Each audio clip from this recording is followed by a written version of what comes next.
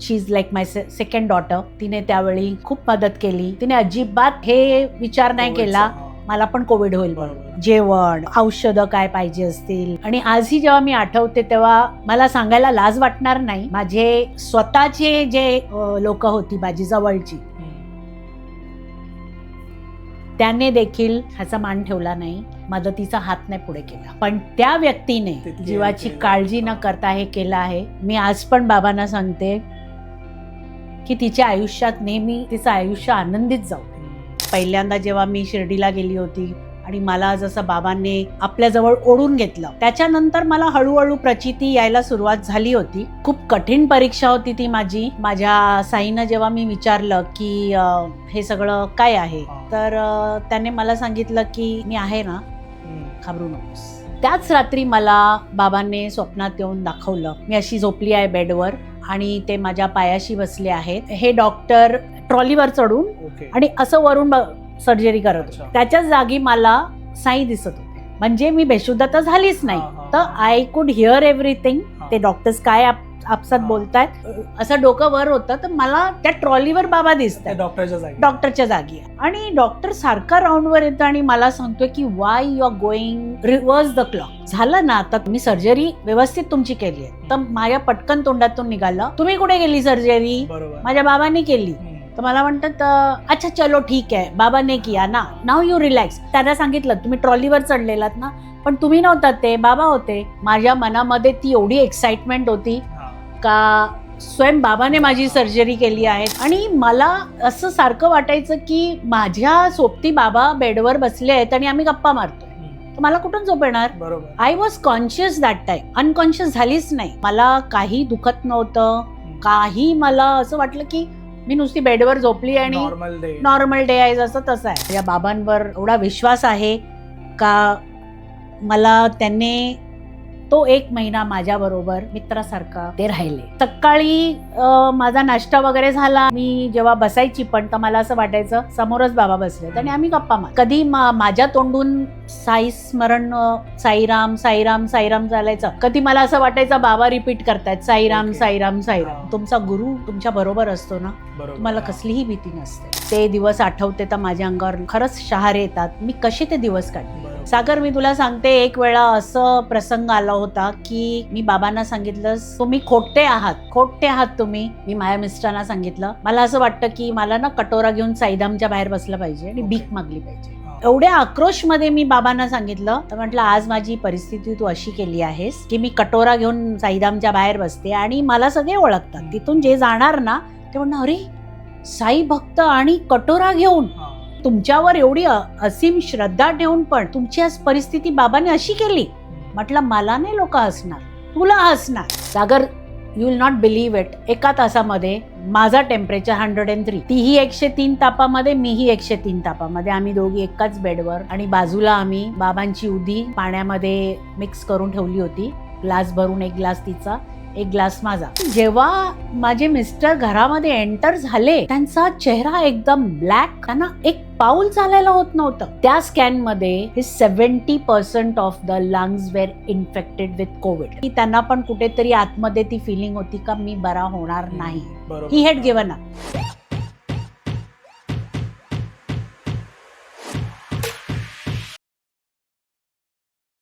नमस्कार मित्रांनो, स्वागत आहे तुमचं अजून एका नवीन पॉडकास्टमध्ये.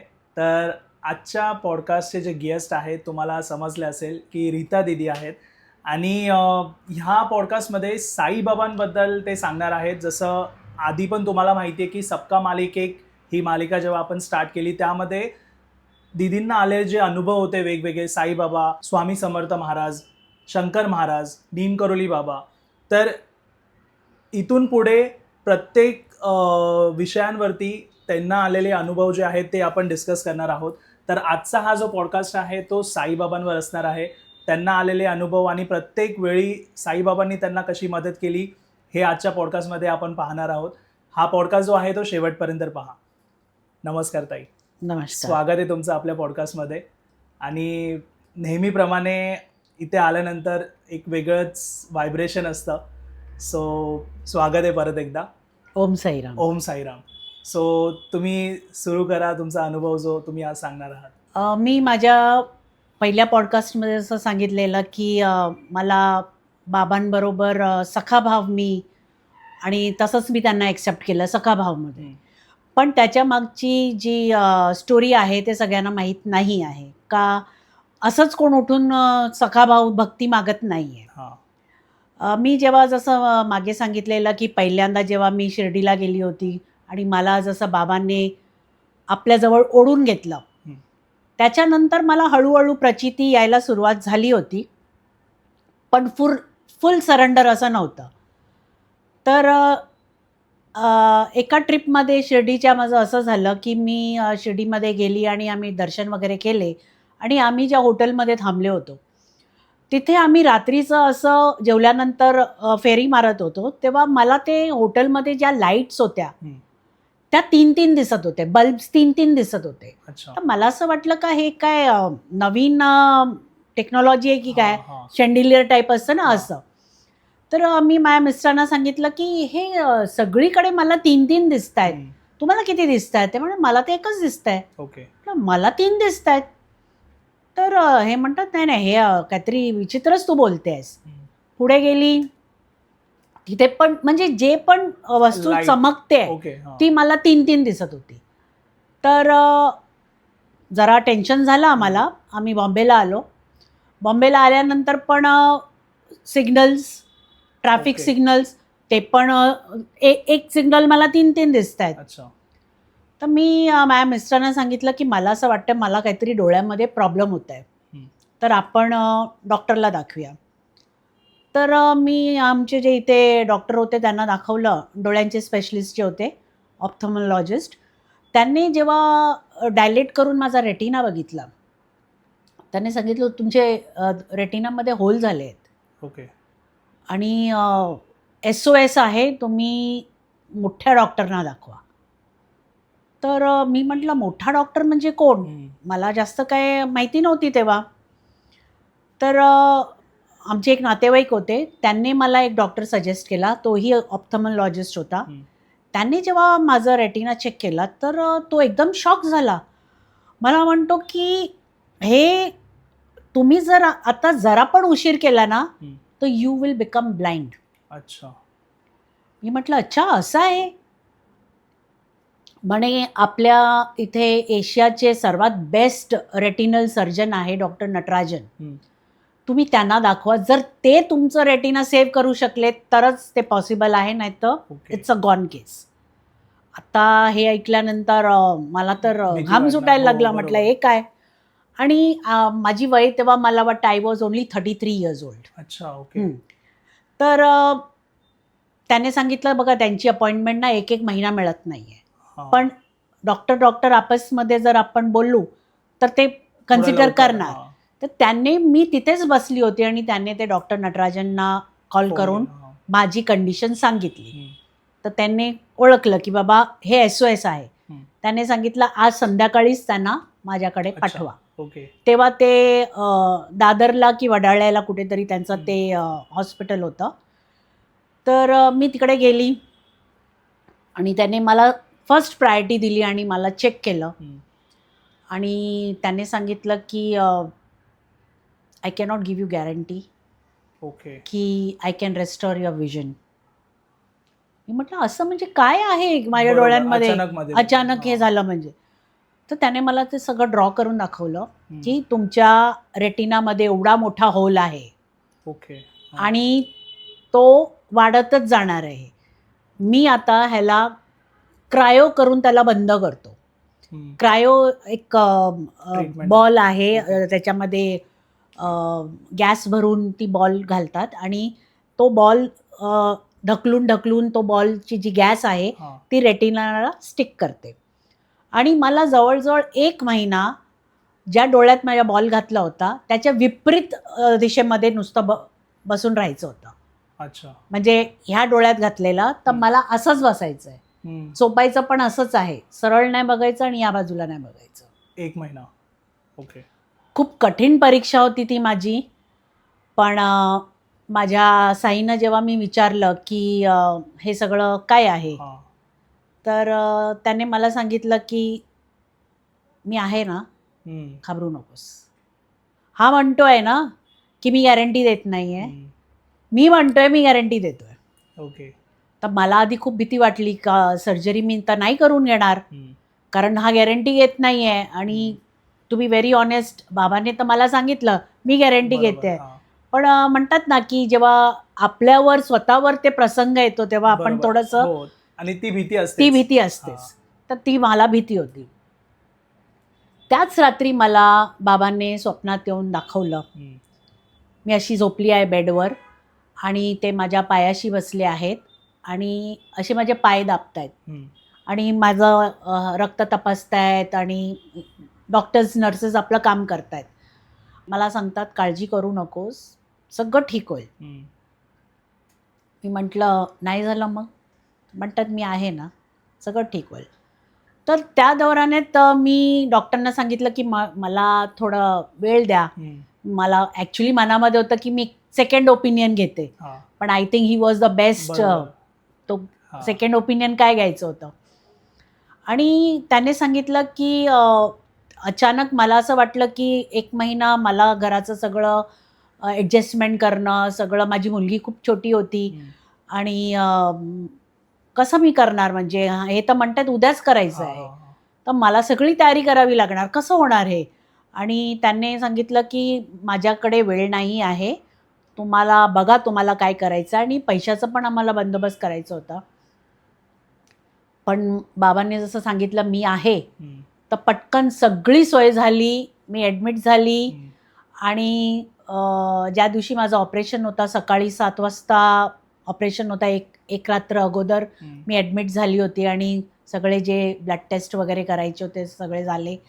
आणि मला खूप भीती वाटायला लागली. मला असं वाटलं की मी ना हॉस्पिटलमधनं पळून जाऊ. ओके.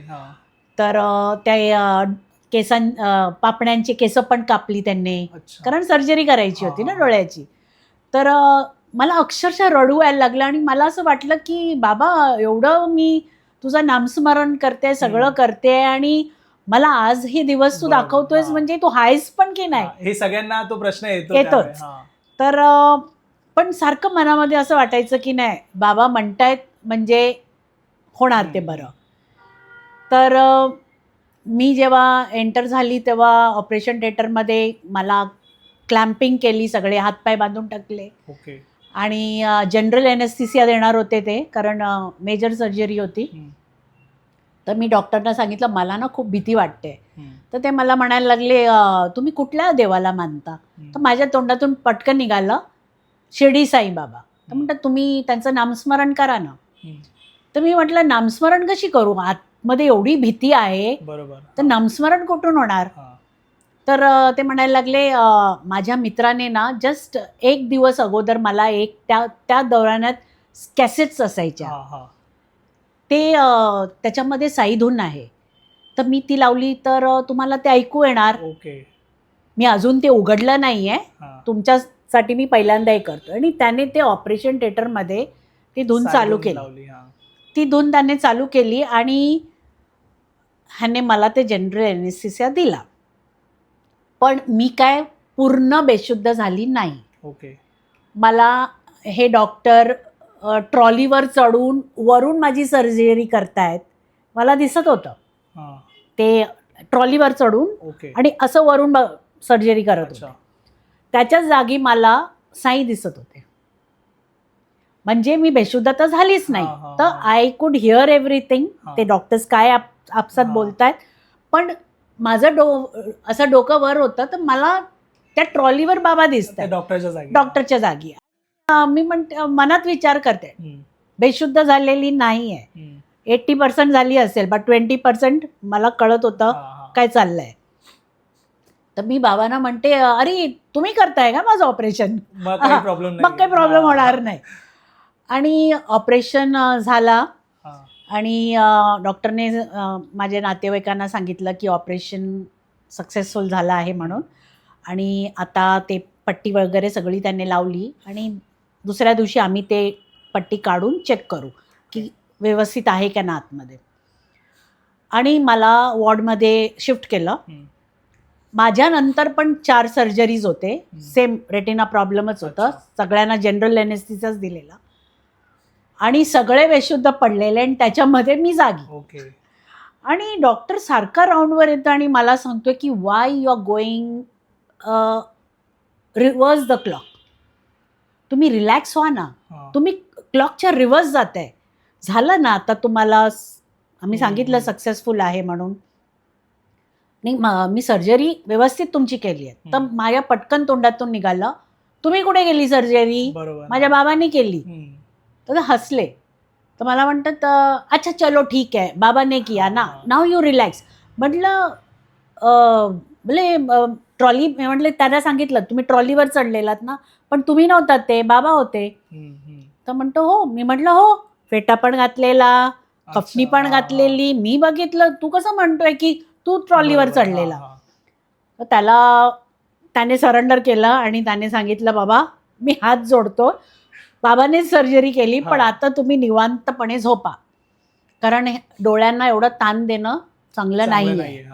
पण माझ्या मनामध्ये ती एवढी एक्साइटमेंट होती का स्वयं बाबाने माझी सर्जरी केली आहे. तर मी म्हटलं मला काय झोप येणार नाही.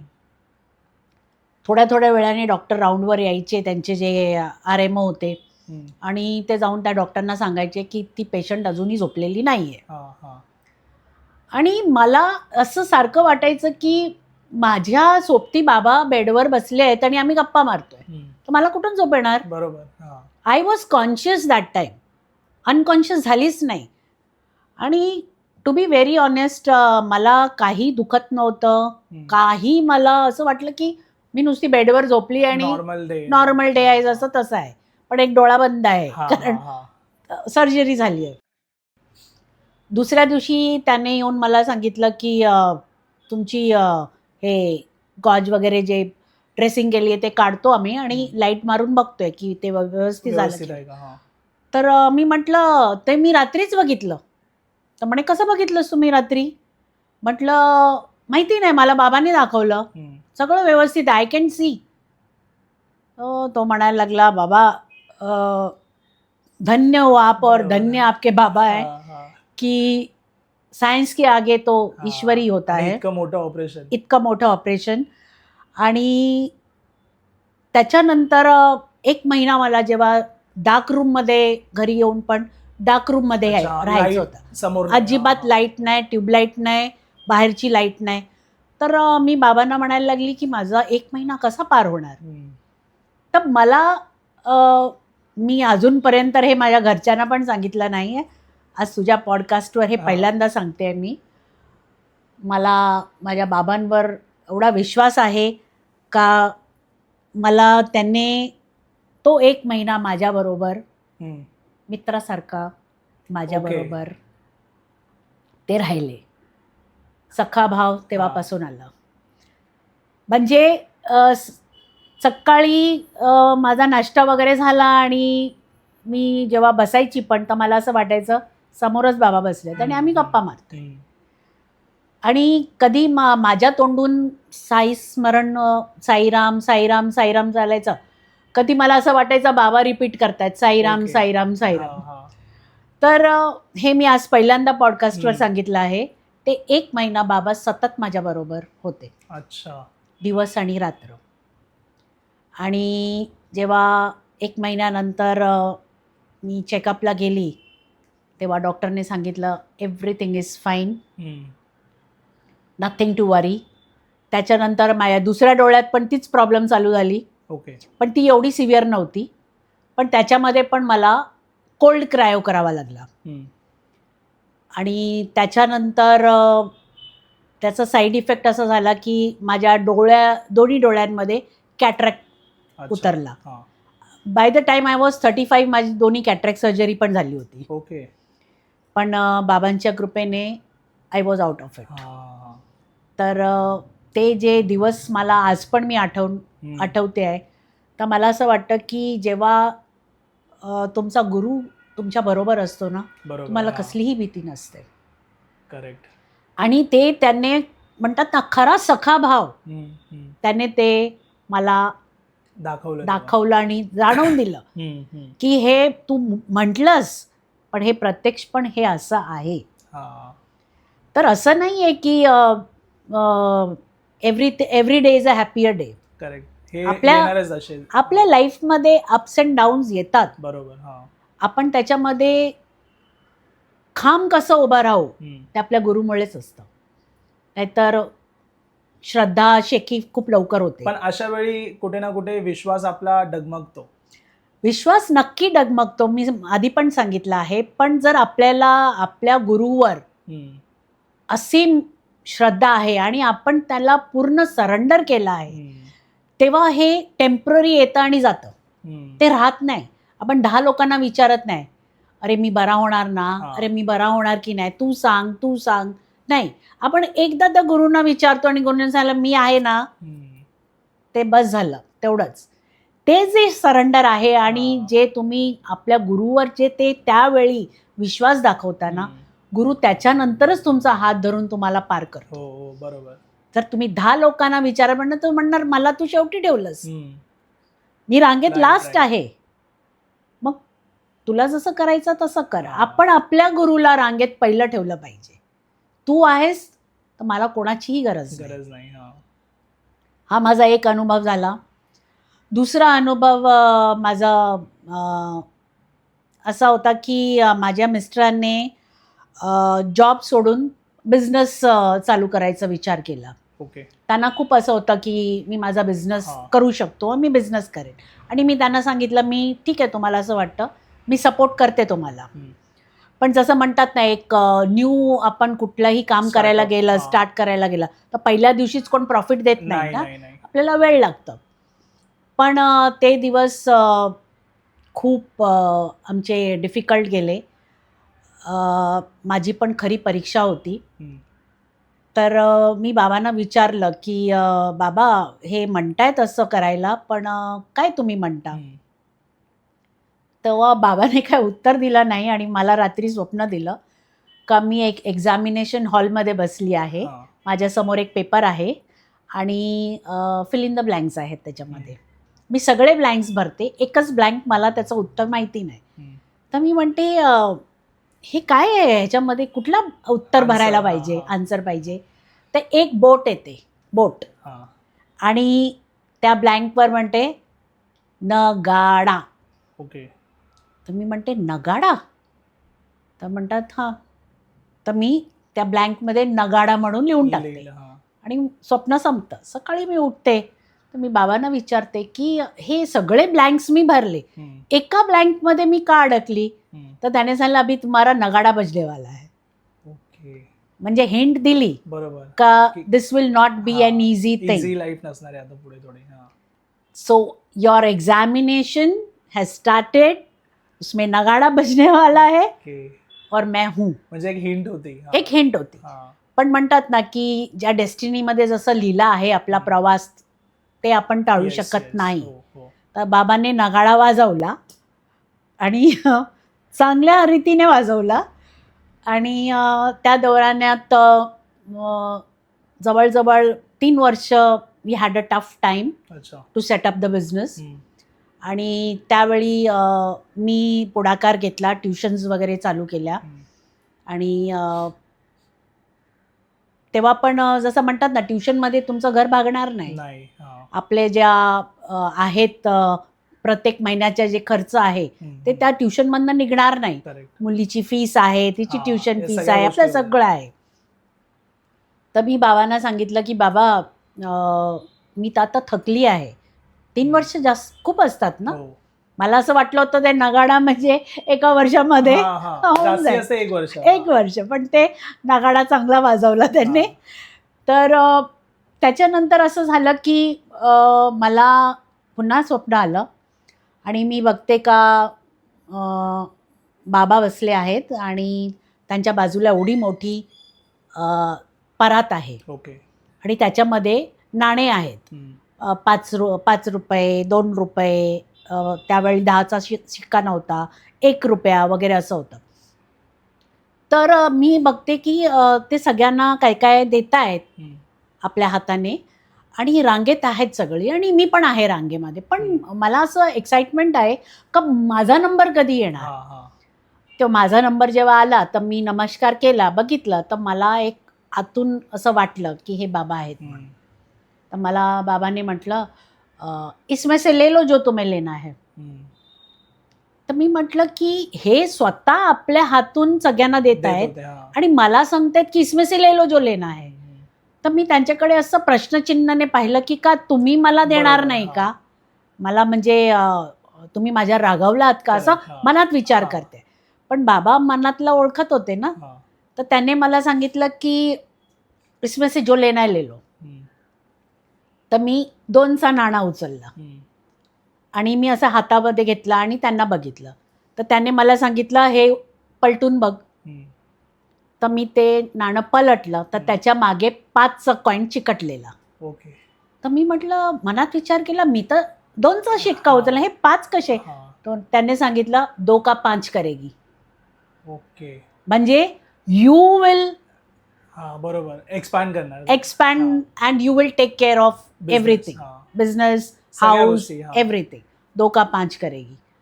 आणि बाबांना मी नमन केलं आणि बाबांनी आशीर्वाद दिला आणि खरंच तसंच झालं की त्या खूप कठीण परिस्थितीमधनं जेव्हा मी बाहेर आली, आज पण जेव्हा मी ते दिवस आठवते तर माझ्या अंगावर खरंच शहारे येतात की मला असं वाटतं की मी कसे ते दिवस काढले. बरोबर. पण मी ते दिवस माझ्या साईमुळेच केले. सागर, मी तुला सांगते, एक वेळा असं प्रसंग आला होता की मी बाबांना सांगितलं की तुम्ही खोटे आहात, खरे ना आहात, खोटे आहात तुम्ही. तुम्ही म्हणता की मी आहे, नगाडा पण वाजवला, सगळं झालं. पण एक वेळ अशी झाली होती माझ्या लाईफमध्ये की मी माझ्या मिस्टरांना सांगितलं, मला असं वाटतं की मला ना कटोरा घेऊन साईधामच्या बाहेर बसलं पाहिजे आणि भीक मागली पाहिजे. आणि एवढ्या आक्रोशमध्ये मी बाबांना सांगितलं की जो भी लोग वहाँ से निकलेंगे, कारण मी माझ्या एरियामध्ये खूप फेमस झाली होती तेव्हा ॲज अ टीचर. ओके. प्रत्येक लोक मला ओळखायला लागली होती तेव्हा. आणि साई भक्त म्हणूनही की दीदी म्हटल्यावर साई भक्त आहेत वगैरे. तर म्हटलं आज माझी परिस्थिती तू अशी केली आहेस की मी कटोरा घेऊन साईधामच्या बाहेर बसते आणि मला सगळे ओळखतात. तिथून जे जाणार ना ते म्हणणं, अरे साई भक्त आणि कटोरा घेऊन, म्हणजे तुम्ही तुमच्यावर एवढी असीम श्रद्धा ठेवून पण तुमची आज परिस्थिती बाबाने अशी केली. म्हटलं मला नाही लोक हसणार, तुला हसणार. आणि हेच मला पाहिजे की तुला पण ते जाणवलं पाहिजे की मी किती प्रॉब्लेममध्ये आहे. आणि त्याच्यानंतर मला हे 2 का 5 करेगीचं स्वप्न आलं. अच्छा. त्याच्यानंतर. आणि टू बी व्हेरी ऑनेस्ट, त्यांनी प्रत्येक ह्याच्यामध्ये मला साथ दिली. मला कळलंच नाही. 3 वर्षानंतर माझ्या मिस्टरांना असं विचार आला की आपण जॉब करूया, हे business was not my cup of T. Okay. आणि त्याने मग दुसरीकडे जॉईन केलं आणि व्यवस्थित सगळं आमचं पूर्वीसारखं सगळं व्यवस्थित लाईफ सेटल झाली, स्टेबल झाली. तर आता जर ह्या अनुभवमध्ये जर मी सांगू की मी बाबांना सांगितलं एवढ्या रागात कि मैं कटोरा लेके बाहर बैठूंगी और आने जाने वाले लोग सब मुझे जानते हैं कि ये बहुत साई भक्त है, बहुत जानी मानी टीचर भी है, बट इसकी परिस्थिती ऐसी है कि आज इसको कटोरा लेके बाहर बैठना पड़ा. तर नंतर मला असं वाटलं का जर मी सखा भाऊ म्हणून एक्सेप्ट केला आहे तर आपण फ्रस्ट्रेटेड होऊन आपल्या मित्रांना पण असं बोलतो ना, अरे मला आता ना खूप कंटाळा आलाय, बस झालं आता तुझं हे सगळं, आपण म्हणतो पण हो तुझं ज्ञान सगळं आता नको, माझी परिस्थिती ती स्टेबल कर, मला ते पाहिजे आता. आणि जसं मी सांगितलं तेव्हा मला तो स्वप्न आला की 2 का 5 करेगी. आणि खरंच मी मातीमध्ये हात घालायची, सोनं काढायची. ओके. म्हणजे त्या गोष्टी त्या स्वप्नानंतर मग त्याच्यानंतर एवढी प्रसिद्धी झाली माझ्या नावाची as a teacher, as a Sai भक्त, की आज जर मी मागे वळून बघते तर माझ्या लाईफची अचीवमेंट सर्वात मोठी वॉज दॅट. त्या आज- point नंतर आज पण मी बाबांचं तेवढंच करते आहे. पण जसं म्हणते ना, हळूहळू हळूहळू अशी मी बाबांच्या जवळ गेली. आणि त्याच्यामध्ये बाबाने मला नेहमी हेच सांगितलं की तू सखा म्हणून मला जेव्हा हे केलं आहे, एक्सेप्ट केलं आहे, तर असं नाही आहे का मी तुझी सगळी डेस्टिनीज चेंज करून टाकणार. राईट. तुझे जे प्रारब्ध आहेत, तुझे गेले जन्मीचे जे कर्म आहेत ते तुला भोगायचे आहेत. पण मी बरोबर आहे. तर कहते हैं ना की तलवार की धार सुई की नोक के जैसे निकल आणि जाए. तो फेज इझी होऊन जातो जरा. आणि खरंच तो इझी होऊन गेला. अधूनमधून जरासा आला तो पॅच होता माझा लाईफमध्ये, चिडचिड झाला, पण ते त्याने सांभाळून घेतलं. स्वप्नाच्या थ्रू पण सांभाळून घेतलं, हकीकतमध्ये पण करून दाखवलं. तर that was my turning point of my life. की त्याच्यानंतर मी कधी बाबांवर शंका नाही केली. करेक्ट. चांगलं हो वाईट हो, अब सब आप ही की मर्जी से होने वाला. No questions, no comments, no doubting.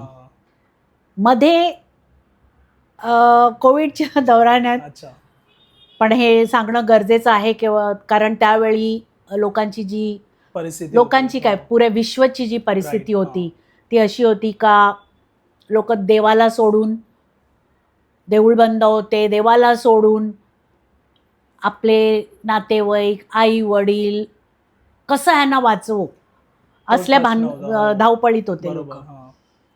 माझ्या वेळी पण असंच झालं. माझी डॉटर क्लिनिकला गेली होती, म्हणजे ती क्लिनिकला बसायची. शी इज अ क्लिनिकल न्यूरोसायकॉलॉजिस्ट. त्यावेळी ती प्रॅक्टिस करत होती. तर तिला कुठेतरी त्या क्लिनिकमध्ये कोविड धरलं. ओके. ती घरी आली आणि तिने सांगितलं आज मला ना बरं वाटत नाही आहे आणि मला असं वाटतंय का भले आपण किती प्रिकॉशन मास्क लावला होता तरी आपण एक्सपोज झालो म्हणजे झालं. तर ती मला म्हणते की आई मला असं वाटतंय का मला कोविड झालाय.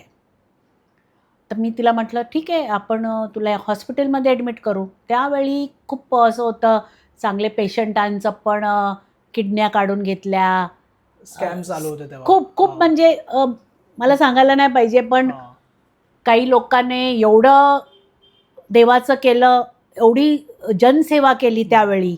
त्याने हे नाही पाहिलं गुरुद्वारेमध्ये एवढी झालं, दुसरीकडे पण जिथे जिथे लोकांना चांगलं कर्म करायला मिळालं केलं. आणि दुसरी साईडला खराब वृत्ती करणारी पण लोक होती ज्यांनी तुमचं शोषण केलं. दोन्ही प्रकारची लोक होती. माझ्या मिस्टरांना मी सांगितलं की तुम्ही एक काम करा, तुम्ही तुमच्या आईवडिलांकडे जा, कारण हिला झालं आहे आणि ही म्हणते मी हॉस्पिटलमध्ये ॲडमिट होणार नाही, मी क्वारंटाईन घरीच होणार. ओके. आणि औषधं वगैरे तिला सगळ्या माहीत होत्या की काय कोविडला मिळणार. तर मी माझ्या मिस्टरांना सांगितलं तुम्ही बॅग पॅक करा आणि तुम्ही तुमच्या आईवडिलांकडे जा, at least you will be safe. Correct.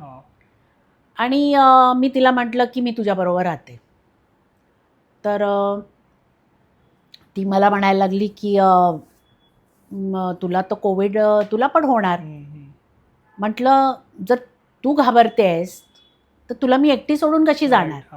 एक आईचं मन आहे ना. बरोबर. तिला एकटं सोडून आहेत. तर त्यावेळी असं वाटतं की हिचा कोविड मला होऊ दे. बरोबर. ती वेळी अशी मनोस्थिती होती. आणि माझे मिस्टर गेले, त्यांना मी सांगितलं तुम्ही 14 दिवसाचं सगळी पॅकिंग करून तुमच्या आईवडिलांकडे जा, आम्ही दोघी घरी राहतो. तिचा टेम्परेचर झाला 103. अच्छा. आणि she was totally on bed. मी टेम्परेचर लावलं तर नॉर्मल. तर मी बाबांना सांगितलं की मी नॉर्मल आहे आणि तिचा 103 ताप आहे, कसं करणार आता. आणि ती म्हणायला लागली मम्मी तू ना बेडरूममध्ये येऊ नकोस, तू ड्रॉइंग रूममध्येच राहा, माझं काय जेवण वगैरे आहे ते मला तू बेडरूममध्ये दार खोलून दे. म्हटलं नाही, तू आणि मी आपण दोघे एकाच बेडवर झोपणार. ओके. तर ती म्हणते आय यू शुअर. म्हटलं yes, I am not scared of Covid, my guru is there. Sagar, you will not believe it, एका तासामध्ये माझा टेम्परेचर 103. अच्छा. तीही 103 तापामध्ये, मीही 103 तापामध्ये. आम्ही दोघी एकाच बेडवर दोघी झोपल्या. ओके. आणि बाजूला आम्ही बाबांची उदी पाण्यामध्ये मिक्स करून ठेवली होती. ग्लास भरून, एक ग्लास तिचा, एक ग्लास माझा. आम्ही थोड्या थोड्या वेळाने ते पाणी बाबांचं उदीवाला ते घेत होतो. आमच्या जवळचे, she is like my second daughter, तिने त्यावेळी खूप मदत केली. तिने अजिबात हे विचार नाही केला की मला पण कोविड होईल म्हणून. तिने जेवण, औषधं काय पाहिजे असतील, जे पण लागणारी वस्तू आहेत, कारण त्यावेळी आपण आपले सर्वंट्स वगैरे सगळ्यांना पण यायचं बंद केलं होतं. तिने अजिबात ह्याची काळजी नाही केली आहे. आणि आज मी सगळ्यांच्या समोर सांगते आहे का त्यावेळी आणि आजही माझ्या मनातून जेवढे म्हणतात ना एक ब्लेसिंग्स तिच्यासाठी राईट आले आहेत ना, ते तिला आज नाही कळणार, ओव्हर अ पिरियड तिला कळणार की तिने काय केलं होतं. आणि आजही जेव्हा मी आठवते तेव्हा मला सांगायला लाज वाटणार नाही. माझे स्वतःचे जे लोक होती माझी जवळची, त्याने देखील ह्याचा मान ठेवला नाही. ओके. आणि मदतीचा हात नाही पुढे केला. पण त्या व्यक्तीने, जिला मी आज माझी सेकंड डॉटर म्हणून संबोधित करते आहे, तिने जीवाची काळजी न करता हे केलं आहे. मी आज पण बाबांना सांगते की तिच्या आयुष्यात नेहमी तिचं आयुष्य आनंदीत जाऊ दे. कारण काय असतं माहिती आहे सागर, जेव्हा तुम्ही एकटे पडता आणि जर तुम्हाला कोणी एवढंसं पण केलं आहे ना, तर ते तुमच्यासाठी खूप असतं. आणि त्यावेळी जेव्हा तुम्ही आपल्या म्हणतात ना की जब वो अंदर से दुआएं निकलती हैं ना, वो बराबर लगती है. करेक्ट. और अंदर से बददुआएं भी जब निकलती हैं वो भी बराबर लगती है. तर हे माझ्यासाठी खूप सेन्सिटिव्ह होतं. मला सॉरी, मी कंट्रोल करू शकली नाही. मी आजही जेव्हा पण ते आठवण करते माझ्या डोळ्यातून अश्रू येतातच येतात. आणि असे खूप कमी व्यक्ती आहेत, खूप कमी, म्हणजे खूप कमी व्यक्ती आहेत. तर त्याच्यानंतर काय झालं बघ, 14 दिवसाचं आमचं क्वारंटाईन झालं. आम्ही घराला सॅनिटाईज केलं, सगळं झालं. आणि मी माझ्या मिस्टरांना सांगितलं की आता तुम्ही या. माझे मिस्टरांची हालत आई वडिलांकडे अशी झाली, त्यांना कोविड झाला. अच्छा. त्यांना माहीत नाही. ओके. कारण त्यांनी डॉक्टरना वगैरे दाखवलं तर त्यांनी सांगितलं नाही, काही प्रॉब्लेम नाही आहे, साधा सर्दी खोकला आहे म्हणून. आणि जेव्हा माझे मिस्टर घरामध्ये एंटर झाले, त्यांचा चेहरा एकदम ब्लॅक, त्यांना एक पाऊल चालायला होत नव्हतं. अच्छा. मी म्हटलं हे काय झालं? तर म्हणतात माहिती नाही, मला खूप अशक्तपणा वाटतोय आणि असं आहे तसं आहे, खोकतायत. आणि मी माझ्या मुलीला सांगितलं की मला असं वाटतंय का पापांना कोविड झालाय. पण ती म्हणते की पापा तर कुठे गेलेच नाही आणि आजी आजोबाकडे राहिलेत, त्यांना पण नाही झालेलं आहे, ह्यांना कसं झालं असेल. तर मी म्हटलं ओके बघूया, डॉक्टर म्हणताय सर्दी खोकला आहे, तर ती औषध चालू आहे. आणि जेवायलाही होत नाही आहे, पाणी गिळायला होत नाही आहे. मी माझ्या मुलीला सांगितलं की नाही, ही हॅज कॉन्ट्रॅक्टेड कोविड. आता काय करायचं. तेव्हा माझी जशी मुलगी डॉक्टर आहे, तिने आपल्या फ्रेंड सर्कलमध्ये कॉन्टॅक्ट करून विचारलं का असं असं होतं आहे, काय करायचं. तर त्याने सरळ सांगितलं की त्यांचा हे काढा, स्कॅन करा त्यांची चेस्टचं, आणि आपण तेव्हा कॉल घेऊया काय आहे ते. ओके. त्या स्कॅनमध्ये हे 70% of the lungs were infected with Covid. अच्छा. डॉक्टर्स पॅनिक झाले. ते म्हणायला लागले SOS आहे ना, हॉस्पिटलमध्ये ॲडमिट करा. पण त्या हॉस्पिटलमध्ये जिथे त्यांना हे ऑक्सिजन अवेलेबल असणार तिथे. बरोबर. तर त्यावेळी हॉस्पिटल काय लोक हॉस्पिटलच्या जमिनीवर पण झोपलेले हो, होते, हो. अशी परिस्थिती झाली. पण सुदैवाने आम्हाला एक हॉस्पिटल मिळालं तिथे. हे पण बाबांची एक लीला. ICUमध्ये त्यांना सांगितलं सरळ तुम्हाला ICUमध्येच त्यांना ठेवायचं ओके. आहे, बाहेर अजिबात ठेवायचं नाही आहे, ICUमध्ये ठेवायचं आहे आणि ही इज व्हेरी क्रिटिकल. हां. आणि मी त्यांना सांगितलं की बघूया कसं करायचं आहे. तर आम्ही त्या हॉस्पिटलमध्ये जेव्हा कॉन्टॅक्ट केला तेव्हा आम्हाला कळलं की ICUमध्ये जागा नाही आहे. अच्छा. आम्ही ते बरेच कॉर्पोरेटर वगैरे ह्यांना कॉन्टॅक्ट केलं की एखादा आम्हाला जर बेड मिळाला, पण हां. ते पण खरे होते त्यावेळी, तर प्रॉब्लेमच बरोबर, अशी हां. होती. तर त्या डॉक्टरने त्या हॉस्पिटलचे सांगितलं की तुम्ही एक काम करा, तुम्ही ह्यांना घेऊन या आणि आपण काहीतरी सोय करू.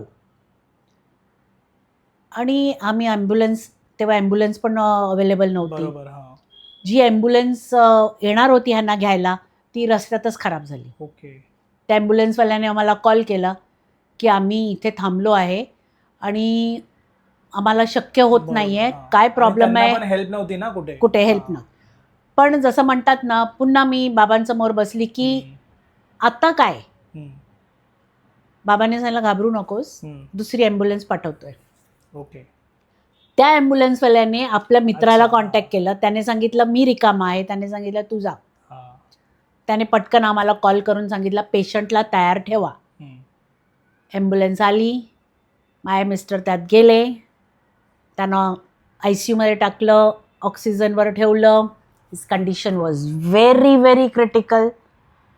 आणि असं झालं होतं की म्हणजे he was not able to even take one step. अच्छा, हां. एवढं झालं होतं. मी त्यांना सगळे कपडे वगैरे भरून दिले होते की बाबा तुम्ही तिकडे, तुम्हाला कोण स्पॉन्ज करायला आला की बरोबर, चेंज हां. करा. बाबांची उदी पण दिली होती. पण again hospital was running out of stock of staff. हां. तर त्याने सांगितलं की मॅडम आमच्याकडे तर कोणी नाही आहे त्यांना स्पॉन्ज वगैरे ओके, केला, आणि हां. जेंट्समुळे जेंट्सच त्यांचं स्पॉन्ज करणार. आमच्याकडे 2 सिस्टर्स आहेत आणि 2 डॉक्टर्स आहेत, ते हे नाही करणार. बरोबर. तर म्हटलं ठीक आहे. आम्ही रोज व्हिडिओ कॉल, स्पेशल परमिशन घेऊन ICUमधनं आम्ही व्हिडिओ कॉल करायचो. पण त्यांना त्यांचा चेहरा बघून मला असं वाटायला लागलं की ही इज सिंकिंग. आणि एका टायमावर त्यांनी मेडिसिनला रेस्पॉन्ड करायला बंद केलं होतं. कमी केलं. हां. ते was a little scary thing. माझी मुलगी सतत डॉक्टरशी कॉन्टॅक्टमध्ये होती. रोज त्यांचे एक्सरे, स्कॅन्स, ब्लड टेस्ट वगैरे व्हायचे. पण he was not responding well to the medicine. Okay. मला जेव्हा हे कळलं तेव्हा मी बाबांशी भांडली. मी म्हटलं हे आपके होते हुए हे कसं होऊ शकतं, ये नहीं हो सकता है. आपको उनको सुरक्षित वापस ठीक ठाक करके घर लाना है, ये आपकी जिम्मेदारी है, मेरी नहीं है. बाबाने सांगितलं एक काम कर, उदी घे आणि तू ICUमध्ये जा आणि त्याला स्वतः तुझ्या हाताने लाव. अच्छा. आणि मग तू मिरॅकल बघ. मला जस्ट कोविड मतलब 15 दिवस झाले असे, 16 दिवस बाहेर येऊन मी बाबांची उदी घेतली, गेली, डॉक्टर्सकडनं परमिशन घेतली का मला ICUमध्ये जाऊ द्या. कारण माझी मुलगी डॉक्टर असल्यामुळे मला कन्सिडर केलं. मी जेव्हा आतमध्ये गेली तर माझे मिस्टर मला बघून एकदम शॉक झाले का तू कशी काय आलीस. सगळं hospital was full with Covid patient. बरोबर.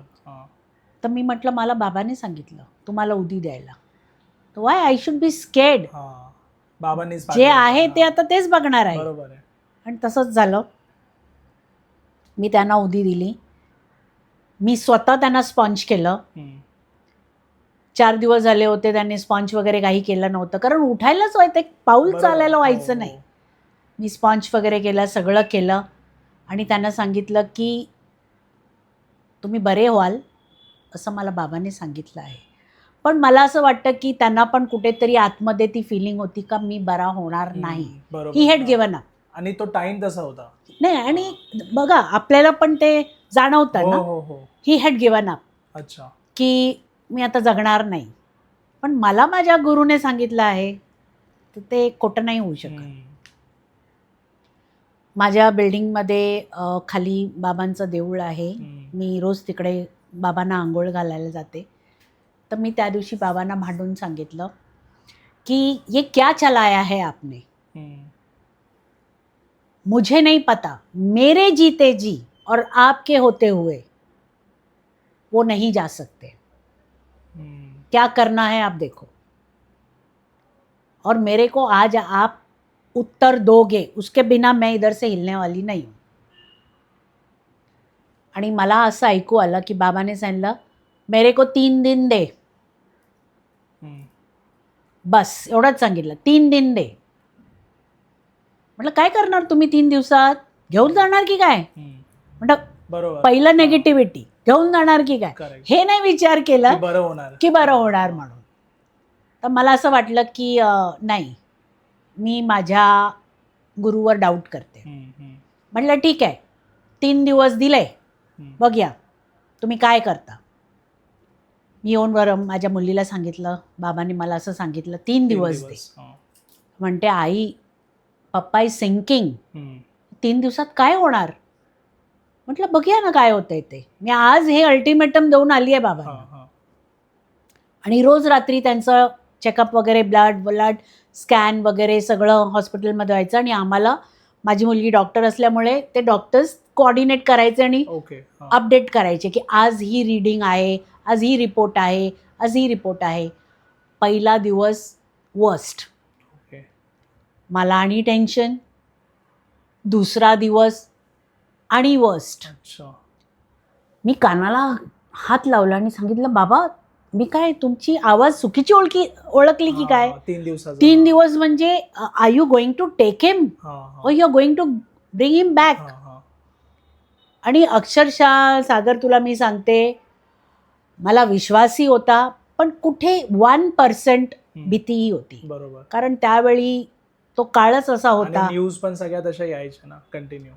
तर हे आम्ही कोणाला सांगितलं नाही, कोणालाही सांगितलं नाही का he was sinking. It was only between my daughter, me. Even माझ्या हजबंडना पण मी सांगितलं नाही, कारण त्यांना ऐकल्यानंतर त्यांचे खूप जवळचे फ्रेंड्स होते तेही कोविडमध्ये गेले. अच्छा. ते एक असतं ना की बाबा मला पण डॉक्टर्स म्हणतात म्हणजे मी पण जाणार. तर मला असं होतं की ह्यांना सांगायचं नाही आहे, कारण ह्यांना पण मी ते विश्वासमध्ये आणलं होतं की बाबांनी सांगितलंय की तुम्ही बरे होणार. करेक्ट. तर ते जेव्हा आपल्याला ऐकू येतं ना की मी बरा होणार, तर ते आतमधून जे आपल्याला ती एक ऊर्जा येते, that overcomes your fear also and your problem also. तिसरा दिवस जेव्हा उजाडला, मी मोजत होती आज 3रा दिवस आहे, आज काय होणार आहे बघूया. 3रा दिवस जेव्हा उजाडला, डॉक्टर्सने त्यांच्या रिपोर्ट्स वगैरे पुन्हा काढल्या आणि ब्लड टेस्ट वगैरे केले अँड दे वर शॉक्ड. त्या सगळ्या रिपोर्ट्स रिव्हर्स झाल्या. अच्छा. म्हणजे पहिल्या आणि दुसऱ्या दिवशी जी त्यांची लंग्सचे इन्फेक्शनची जी रीडिंग येत होती, ती 3rd डेला 10% राहिली आउट ऑफ 70%. 2 दिवसात. अच्छा. त्याच मेडिसिन्स, एव्हरीथिंग सेम. 3rd डेमध्ये असा मिरॅकल झाला, डॉक्टर्सना वाटलं की हे असं कसं होऊ शकतं, म्हणून रीचेकिंग. अच्छा. त्यावेळी काय आहे ना, स्कॅन मशीन्स पण कोलॅप्स व्हायच्या. करेक्ट. कारण इतके कंटिन्यूस करायची ती लोक. तर जेव्हा त्याने कुठे दुसऱ्या मशीनवर केलं, सेम आलं रीडिंग. त्या डॉक्टरने माझ्या मुलीला फोन करून सांगितलं की हे तर मिरॅकल झालं. की म्हणजे हे काय, ती रिपोर्ट खोटी होती का ही रिपोर्ट खोटी आहे, तेच कन्फ्यूज झाले. ते कन्फ्यूज झाले. आणि मला माहीत होतं की ती रिपोर्ट खरी होती आणि ही पण खरी आहे. तर डॉक्टर्सने 3-4 दिवसात डिसाईड केलं की ह्यांना डिस्चार्ज करायचं आहे. ओके. पण हे सांगितलं की घरी येऊन पण ह्यांचं क्वारंटाईन राहायचं आहे आणि घरी येऊन पण प्रिकॉशन्स घ्यायचे आहेत. माझ्या मिस्टरांना हे विश्वास झाला नाही आणि जेव्हा त्यांना डिस्चार्जचे पेपर साईन करून त्यांना आम्ही घ्यायला गेलो, मी घरीच होती आणि सतत बाबांचं नामस्मरण माझं चालू होता. जसं म्हणतात ना की मेरे घर राम आए हैं. तर मला असं वाटत होतं की मेरा सुहाग वापस आया है. बरोबर. अजून काय मोठं आहे? अजून मोठं काय आहे याच्यासाठी? तर माझ्या मुलीने मला सांगितलं की पापा एवढे नर्वस झाले आहेत की त्यांचा ब्लड प्रेशर एकदम शूटअप झाला. ओके. आता डॉक्टर्सने पुन्हा थांबवलं की ब्लड प्रेशर एवढा हाय व्हायला नाही पाहिजे, काही होऊ शकतं त्याच्यानंतर. त्यांना रिलॅक्संट मेडिसिन्स दिल्या, त्यांना रिलॅक्स केलं. पण म्हणतात ना की त्यांना पण हे मान्य होत नव्हतं की I have come out of it.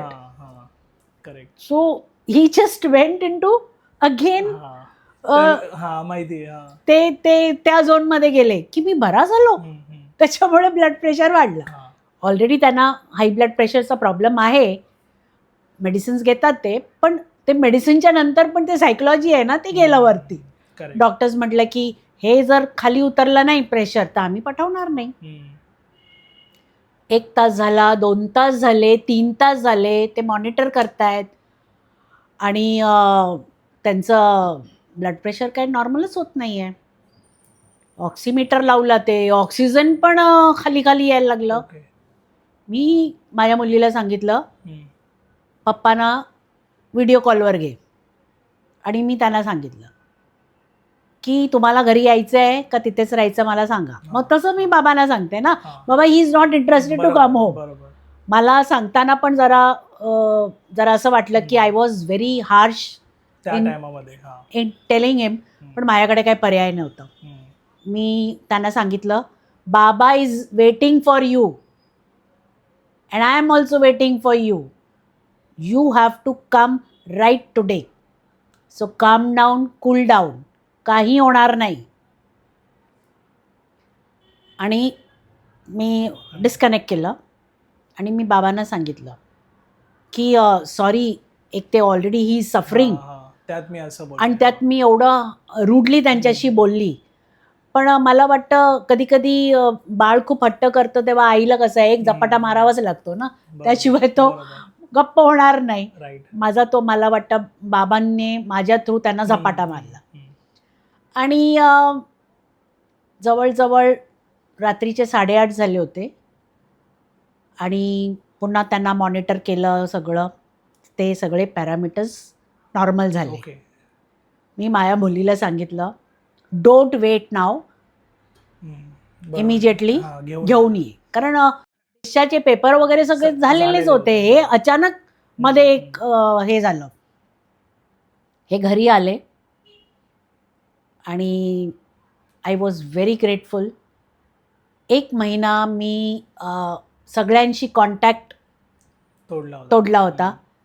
कारण यांची परिस्थिती अशी झाली होती की जसं एक लहान बाळाला कसं आपण आंघोळ घालतो तसं ह्यांना आंघोळ घालणं, ह्यांना फीड करणं, ह्यांना औषध देणं, नेब्युलायझर लावणं, त्यांची दाढी करणं, त्यांचे केस कापणं, हे सगळं मी करायचे.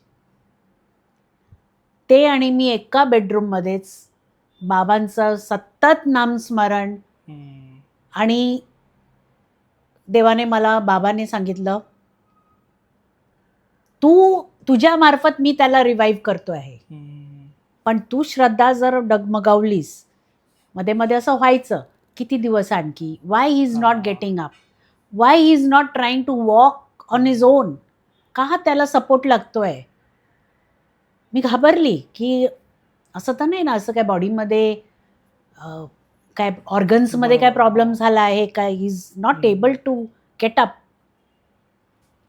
पण एकच बाबांच्या विश्वासावर की he will come out, he has already come out. नुसतं ते मोटिवेशन पाहिजे होतं. Right. हां. आणि ते मला वाटतं माझ्या साईमुळेच हे possible शक्य झालं. ठरलं. हो, हो. आणि I am very grateful to my Sai की त्याने सांगितलं माझ्यावर विश्वास ठेवणारे जे कोणी आहे, हे तर माझा अनुभव होता, माझा एक्सपिरियन्स हां. होता. पण जे कोणी माझ्यावर विश्वास ठेवतो, मैं कभी उसका साथ नहीं छोड़ता हूँ. बरोबर. सिर्फ मेरे पे समर्पण करो, मेरे पे श्रद्धा रखो, सब्र रखो, सब होगा. पण आपल्याला असं वाटतं श्रद्धा आहे पण सब्र नाही आहे, ते पण इनकम्प्लीट. राईट. कधी कधी श्रद्धा नाही आहे, सब्र आहे तर श्रद्धा पण नाही आहे. नाही. हे दोन्ही असे Balance, व्हायला पाहिजे, हां. बॅलन्स्ड, तरच ते मार्गी लागतं, नाही तर नाही लागत. बरोबर. तर मी आपल्या पॉडकास्ट मार्फत हेच सांगणार सर्वांना की आपल्या गुरुला नेहमी प्रथम ठेवावं. डॉक्टर्स आहेत, मी हे नाही म्हणत का don't believe in doctors, don't believe in medicine. Doctors आहेत, पण आपल्या गुरुला प्रथम ठेवा, त्याच्यावर विश्वास दाखवा. Nothing is impossible. If he is there with you, nothing is impossible. अशक्य ही शक्य करतील स्वामी. प्रत्येक गुरुने हेच सांगितलं आहे, माझ्यावर जर तुम्ही समर्पण केला तर nothing is impossible. I can make everything possible. आणि आजच्या तिन्ही पण तुम्ही जे अनुभव तुमचे सांगितले त्यामध्ये डॉक्टरचं पण तितकंच रोल होतं आणि त्यासोबत तुमचं समर्पण देवाकडे असलेलं, हे बॅलन्स असल्यामुळे तिन्ही पण गोष्टी तुम्हाला जे हव्या तशा झाल्या. श्रद्धा आणि सबुरी इथेच आलं ना. हो, बरोबर. श्रद्धा पण होती आणि सबुरी पण होती. आणि डॉक्टर स्वतः आपलं काम करतायत, गुरु आपलं काम करताय, Right. मी माझं काम करते. हे सगळ्यांचं जेव्हा आपण एक अलाइनमेंट मध्ये जेव्हा येतो तेव्हा ते आपल्याला समतळ दिसतं ना. त्यात तर चालू आहे up and down, up and down. Correct. तर माझं सगळ्या साई भक्तांना हीच विनंती आहे का कधीही आपल्या गुरुवर अविश्वास नका दाखवू, त्याला तुम्ही दोष नका देऊ. आपले पण प्रारब्ध आहेत, आपण पण काही असे कर्म गेल्या जन्मी केले आहेत. आपण म्हणतो, काही लोक म्हणतात अरे आम्ही तो कोणाचा वाईट केला नाही आहे, बघा तो किती वाईट करतोय पण तो किती सुखीत आहे. असं नाही आहे. त्याने गेल्या जन्मी काहीतरी चांगले कर्म केले असेल म्हणून आज तो बरोबर आराम करतोय, एन्जॉय करतोय. आणि आपण काहीतरी वाईट केले असतील, ते आपले संपले नाही आहेत गेल्या जन्मी, कॅरी फॉरवर्ड आहे, म्हणून आपल्याला हे त्रास होत आहे. बरोबर. पण त्याच्यामुळे आपण कोलॅप्स होत नाही. तो तुम्हाला पाहिजे तेवढं देतोय, तिथे समाधान माना. आणि आपलं कष्ट करणं सोडायचं नाही. कष्ट करा, गुरुच्या चरणी समर्पण ठेवा, तुम्हाला नक्कीच गुरुची प्रचिती होणार. बरोबर आहे. पण अगेच मी सांगते, त्याच्यामध्ये श्रद्धा आणि सबुरी हे दोघे एकदम बरोबर घेऊन चाला, तरच तुम्हाला ती प्रचिती होणार, नाहीतर नाही होणार. हे इम्बॅलन्स नाही चालणार. Thank you so much. खूप छान अनुभव होता आणि खूप एंगेजिंग होता. आपल्या प्रेक्षकांनाही आवडला असेल. तुमच्याकडेही काही अनुभव असतील तुम्ही नक्की मला शेअर करू शकता. माझा नंबरही डिस्क्रिप्शनमध्ये मेन्शन आहे. आणि हा पॉडकास्ट आवडला असेल तर लाईक, शेअर आणि चॅनलला सबस्क्राईब नक्की करा. धन्यवाद. ओम ओम साईराम. साईराम.